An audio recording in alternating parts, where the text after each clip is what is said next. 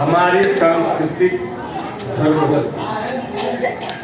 थोड़े शब्द मैं लूंगा। मैं सुमन सिंह, आदरणीय सुमन सिंह जी की बेचैनी या उनकी बातों को मैं समझ रहा हूँ कि वक्त की कमी है, लेकिन मैं कहता हूँ जो सांस्कृतिक धरोहर, जो हमारे धार्मिक धरोहर थे, लाइव चलाइए, जो संस्कृति के प्रभाव या जो सांस्कृतिक सामंजस्य थे, इनको अगर सबसे बड़ा संजोने का काम आदिकाल से लेकर के अब तक अगर किसी ने किया है तो हमारी माता बहनों और आप सबों ने किया है और आज भी आप करते हैं। किसी भी धर्म का उदाहरण ले लीजिए, किसी भी वेद पुराण से लेकर के, कुरान शरीफ से लेकर के और बाइबल से लेकर के जो भी धर्म की किताब की अगर विवेचना आप करते हैं समाज में, अगर उसकी व्याख्या करते हैं आप, अगर उसके मूल सिद्धांत पर चलने की कोशिश करते हैं आप, अगर उसके बनाए हुए पारंपरिक सिद्धांतों पर चलने की करते हैं बात, व्यवहारिक रूप से उस पर चलने की करते हैं बात, तो मैं ये चुनौतीपूर्ण शब्दों में कहना चाहता हूं कि बगैर आपके कोई भी हमारी सांस्कृतिक, सामाजिक, धार्मिक, राजनीतिक और सामाजिक व्यवस्था कभी सफल नहीं हो सकती। मैं ये आपको कहना चाहता हूं। आपको हुनरबाज बनना पड़ेगा, आपको रंगबाज बनना पड़ेगा। रंगबाज इन द सेंस अधिकार के सेंस में आपको रंगबाज बनना पड़ेगा। आपको अपनी आवाज बुलंद करनी होगी और इसकी शुरुआत कोई आज नई नहीं है। अगर इतिहास की बात करें आप तो महारानी पद्मावती ने सेनापति बनकर अपने आजादी की लड़ाई के लिए कई बार मुगलों से टक्कर लिया और वो जीती। वो टकराती नहीं, कौन थी वो? हमारे देश की महिला थी। और रजिया सुल्तान जैसी शासक कौन थी? सम्राट थी, जिसने अपनी ताकत के, अपने सूझबूझ के बदौलत शासन व्यवस्था को अपने कंट्रोल में रखा था, अपने अधीन में रखा था। सैकड़ों उदाहरण है। राजनीतिक व्यवस्था की अगर चर्चा करें तो इंदिरा गांधी, राजनीतिक व्यवस्था की बात करें तो बहुत सारी चीजें हैं जो समाज में शासन व्यवस्था के अंदर राष्ट्रपति से लेकर के बहुत सारी चीजें हैं जो देश के राजनीतिक क्षेत्र पर, अगर सामाजिक कार्य, सामाजिक क्षेत्रों की बात करें तो देश और पूरी दुनिया में महिलाओं में एक से एक बढ़ते हुए। अगर सामाजिक क्रांति में बात करें तो हमारी महिलाओं की भूमिका रही है, इससे कोई इनकार नहीं कर सकता। लेकिन क्या कारण है कि आज ये व्यवस्था में आज आपको आरक्षण की मांग करनी पड़ रही है कि हमें 50% आरक्षण दीजिए? जो समाज की नींव रही हो, जो समाज में पैदा, समाज को अपने कंधे पर लेकर चलने वाले व्यक्ति को अपनी कोख से पैदा किए हो, अगर वह याचना करे समाज में कि हमें अधिकार दो, तो मर्दों पर इससे बड़ी शर्म की बात और कोई नहीं हो सकती है। देना पड़ेगा, ये आपके हक की बात है और ये देना पड़ेगा। अंतर्राष्ट्रीय महिला दिवस मनाए जाने के पीछे ये उद्देश्य था कि जो हमारी महिलाएं हैं, किसी कारणवश, किसी भी व्यवस्था के दोष के कारण समाज में,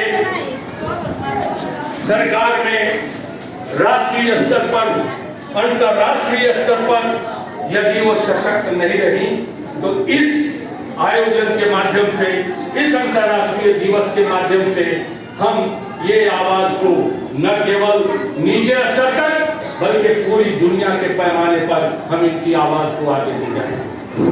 ये व्यवस्था की गई और अब मैं आपसे कहना चाहता हूं, जो जिसके अंदर व्यवस्था जिसके अंदर कूट कर भरा है, सबसे बड़ा मैनेजर कौन है? महिलाओं से बड़ा मैनेजर कौन है? जो घर गृहस्थी को मैनेज कर ले, जो सामाजिक क्रांति में मैनेज कर ले, जो सारी व्यवस्था पर कर ले। और सबसे बड़ा अगर मनोवैज्ञानिक रूप से मैनेजर है तो वो महिलाएं हैं। यदि आप लाख कहें पुरुष कि हम बहुत बहादुर हैं, बहुत ताकतवर हैं, लेकिन घर में जब जाएं और मानसिक वेदनाओं से अपने घर के पारिवारिक व्यवस्था के अंतर्गत अपने घरों में प्रताड़ना को देख करके और मानसिक वेदना के अंदर शिकार हो जाएंगे तो सारी उसकी बहादुरी नहीं रहेगी। इसलिए आपको स्वस्थ होना पड़ेगा, मानसिक रूप से, राजनीतिक रूप से, सामाजिक रूप से, सभी रूप से आपको सशक्त होना है। और ये सशक्त करने का जो प्रयास किया जा रहा है, मैं बधाई देता हूँ भाई राम भजन सिंह यादव जी की। बड़े अल्प समय में इन्होंने हमको, मतलब मैं आपके इसी नगर परिषद का निवासी हो गया हूँ, मतलब दानापुर नगर परिषद का ही मैं भी निवासी बन गया हूँ। वैसे तो रहने वाला औरंगाबाद का हूँ और मुझे सौभाग्य है कि मैं अब नगर परिषद दानापुर का ही निवासी बन गया हूँ। तो मैं इन्हीं चंद शब्दों के साथ बहुत सारी बातें करनी होती हैं, लेकिन संक्षिप्त अपनी वाणी को विराम देते हुए आपको नमन करता हूँ और प्रणाम करता हूँ और कहता हूँ कि सदा बसंत रहे यही द्वारे, मोहन खेले होली हो, सदा बसंत आप सबके घर में सदा बसंत रहे। आज होली के अवसर पर हम यही कहेंगे, परिवार भले पूरे, सबों को शुभकामनाएं।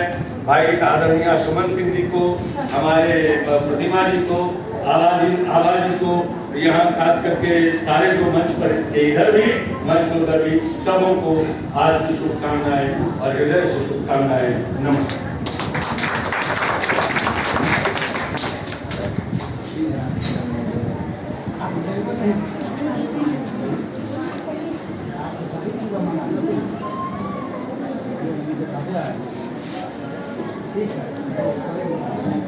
अब मैं निवेदन करूंगा श्रीमती प्रतिमा यादव जी से कि आप महिला सशक्तिकरण के लिए आप लगातार वर्षों से संघर्षरत हैं।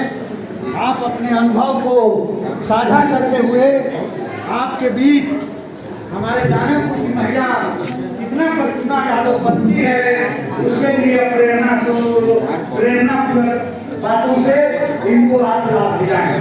प्रतिमा मंच पर आमंत्रित हमारे अतिथिगण और यहाँ पर सभी माताओं बहनों का मैं बड़े दिल से अभिनंदन और अभिवादन करती हूँ। आज के दिन इतनी अच्छी संख्या में उपस्थित होकर हम लोगों का अपना उपस्थिति दर्ज बता रही है कि यहाँ हम लोग सशक्त हैं और हम यहाँ पर उपस्थित होकर अपनी उपस्थिति दर्ज कर रहे हैं।